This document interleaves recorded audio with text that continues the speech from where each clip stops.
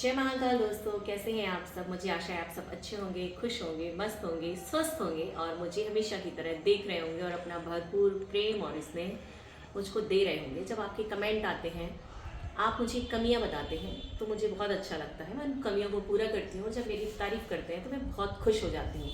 आप सबके कमेंट मेरा मनोबल बढ़ाते हैं और मुझे प्रेरित करते हैं एक कुछ नया करने के लिए।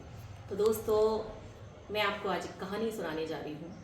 एक बार की बात है कि एक शहर में एक सेठ रहता था। तो वो अपना खुशी से जीवन व्यतीत कर रहा था। जीवन व्यतीत करते करते सेठ बीमार हो गया और कुछ दिनों बाद उनका देहांत हो गया। उनके देहांत होने के बाद उनकी पत्नी और इकलौता जो बेटा था वो बिल्कुल अकेला रह गया और गरीबी से गुजरने लगा, क्योंकि जब घर में कोई कमाने वाला नहीं है और घर का कोई बड़ा चला जाता है तो उस घर की क्या स्थिति होती है ये आप सभी जानते हैं। तो एक दिन उस बेटे से अपनी माँ का दुख नहीं देखा गया और वो जो माँ के जेवरात हैं वो लेकर सुनार के यहाँ गया। उसने सुनार से कहा, सेठ से कहा कि आप मेरा ये जो जेवर है मेरी माँ का, ये आप रख लो और मुझे कुछ पैसे दे दो, क्योंकि मुझे पैसों की ज़रूरत है।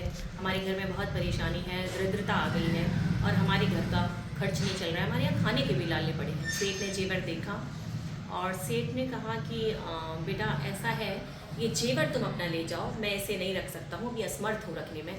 तुम आकर हमारे यहाँ कुछ दिन काम सीखो और उसके बाद फिर तुम ये जेवर रख देना, मैं रख लूँगा। तो बेटे ने ऐसे ही किया। वो रोज़ सेठ के यहाँ जाता, काम सीखता, काम करता, सेठ उसे खर्च देता और उसके घर का खर्च चलने लगा। काम करते करते जब 6 महीने बीत गए तो 6 महीने बाद उसने कहा कि अब वो दिन आ गया है जब सेठ ने कहा था कि तुम अपना जेवर लाना और 6 महीने बाद रखना, मैं उस जेवर को रख लूँगा। तो वो सेठ के यहाँ वो जेवर को लेके जैसे ही जाने लगा तो पहले उसने वो जेवर देखा तो उसने देखा ये तो नकली है। उसने कहा अरे ये जेवर तो नकली है और मैं सेठ के यहाँ गया था ये जेवर लेके। फिर वो जेवर लिए बिना ही वो सेठ जी के पास चला गया और उसने सेठ से कहा कि सेठ जी, जब वो जेवर नकली थे तो आपने मुझे उसी दिन क्यों नहीं बताया कि वो जेवर नकली है, क्यों मुझसे 6 महीने बाद आने के लिए कहा। तो सेठ जी ने कहा अगर मैं उस दिन आपसे कहता कि ये जेवर नकली है तो आपको लगता कि आज मेरा बुरा वक्त है और ये मेरा साथ देना नहीं चाहते, इसलिए मुझे पागल बना रहे हैं। इसलिए मैंने कहा कि आप आओ, पहले काम करो। काम करने से आपको खुद अनुभव आ गया, आपने खुद देख लिया कि वो जेवर नकली है और आपको इस बात पर विश्वास हो गया। तो इसलिए दोस्तों, आज के ज़माने में आपके बुरे वक्त में साथ देने वाला आपको कोई नहीं मिलता है। सभी आपका मजाक उड़ाने वाले, आपका फ़ायदा उठाने वाले लोग मिलते हैं।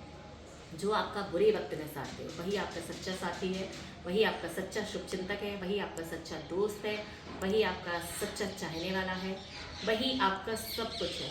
तो जो फेक हैं उनसे बचें और सच्चे लोगों की तलाश करें। जय माता।